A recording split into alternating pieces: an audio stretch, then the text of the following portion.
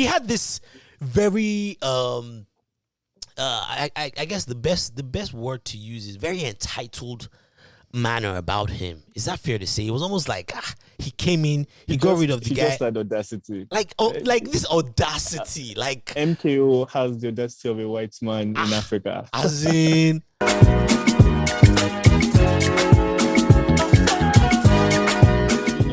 who is narrating it? It's not what he did was not criminal, right? it wasn't. It wasn't. It was just a moral situation. Morally so questionable. Was it morally right or yes. was it morally wrong? Yes. Which is why I said he finessed. If you notice, he had found his boss at the time, which was a white man, was a very useless guy, womanizer, was always drinking. So he had an investigator take pictures, compromising pictures of him. And MKO went back to his bosses in London, because I guess ITT was like an international subsidiary, right? That just happened to be operating in Nigeria. Went to this man's bosses, his boss's bosses. Went to them in London and snitched on him and showed them pictures of this guy womanizing and doing all sorts of nonsense in the office. And obviously the guy got fired. And MKO was like, well, I want you guys to put me in charge as regional. He pretty much demanded he put in charge as. He had this very I guess the best word to use is very entitled manner about him. Is that fair to say? It was almost like he came in, he got rid of the guy. He just had audacity. Like this audacity. Like MKO has the audacity of a white man in Africa. As in this man, and this is he had so much audacity. He demanded that he get this role, and they wouldn't give him the role. So eventually he leaves, right? Yeah. He formed his own company, and he convinced the executives at ITT that he already secured a $30 million contract. $30 million is not beans. At this time, this was like early 70s or so.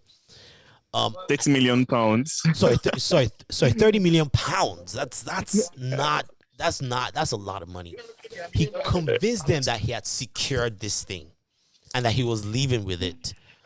And he said the only way he would stick around is if they sold him the ITT shares at what you would consider a discount, which they did.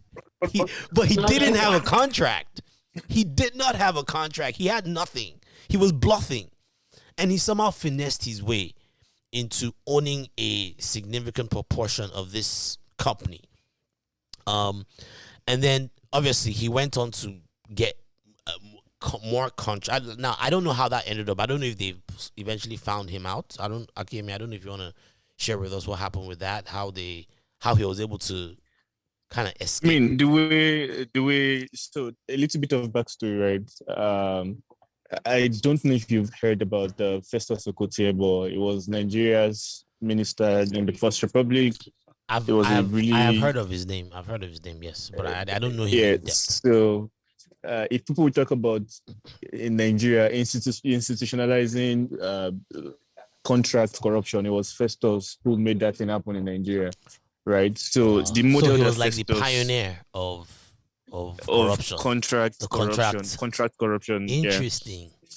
Yeah. So the model that Festus introduced was just what MKO and Co. alleged on. So basically, you get a contract through your friend, you settle people, you execute the contract, and you share the rest of the money, right? Mm-hmm. So when one of the reasons Fela was really pissed and did the ITT song was because he knew the intricacies of these dealings. Oh. So the idea was someone's friend would tell them there's a contract coming. Typically, yes, people are supposed to bid for contracts. Yeah. But you tell your friend, oh, there's a contract, there's a project you want to work on. You tell your friend drops a certain percentage for you, and then your company gets the contract. You, who has done the corrupt part of getting the contract, you get your certain percentage too. Yeah. So what ITT thought Abiola had because of his military alliances, Mm-hmm. After he and Muritala had that fight, he got close to Muritala, Babangida, and the likes. Yeah. So what they thought he had was because he had that privileged access. They thought he had secured the deal, right? So when they realized that he had not, it was too late, and Wow. it wasn't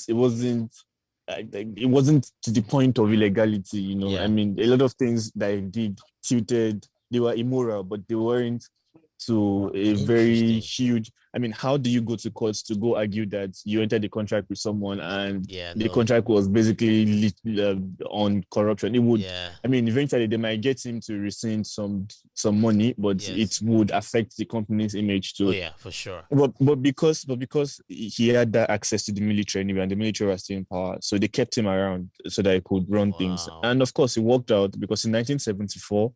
when the Ministry of Communications wanted to execute some contract, then they had I think it was Theophilus Akindele and Co. So that was when they announced that they say, oh, let's reach out to our boy now, and then Abiola got the. I think in all the contract was estimated at about $1 billion. Yes. Yes, I saw that. I saw that. So keeping Abiola around despite his ridiculousness paid off for ITT than, and it wasn't because ITT was the best. They weren't like the best persons to execute, but I mean they had Abiola and they They had had corruption going for access. They them. had access to power. Yeah, That's what it was. yeah, Yeah, and he went on to buy his first airplane. yeah. He did. Um, and he flew his He did. dad in that airplane. And Man, he can you did. imagine Though. owning a, I mean, he eventually owned an airline, right? Did he? Was it like Well, was he the owner that detail is? of Concorde Airlines? Oh, no, no, no. I'm sorry. No, I'm it was confusing with something. Concord newspapers, It was but Concorde he had newspapers. plane. Yes, but Yeah, he did have his plane. yeah, Wow, he did. wow. And that was what birthed this. I guess you'd call him like a businessman, where he ended up creating more companies, more successful companies. He created that Concord newspaper. Um, there were a bunch of other companies that he was able to create. He pretty much became a wealthy man, Yeah, he and a did lot a of it lot. had He to do just he with just had tons. He had newspaper. He yes, had investments in banks. He had yes. investments in airlines. Actually, I think it was Concord Airlines or something. But it wasn't Yeah, like it wasn't a really big deal. yeah. But yeah, he had investments He in. did. And then at some point, he started going into maritime, and he had some investments in maritime. So yeah, Yeah, she became a very wealthy man, and a lot of it was his smarts, because this guy was a smart guy, but a lot of it yep, was also his access to power and being in the yeah, right yeah, place, and also yeah. his audacity. Let's just call it what it is. He had a lot of courage just to step up and just be able to convince people. That was something that he seemed to have.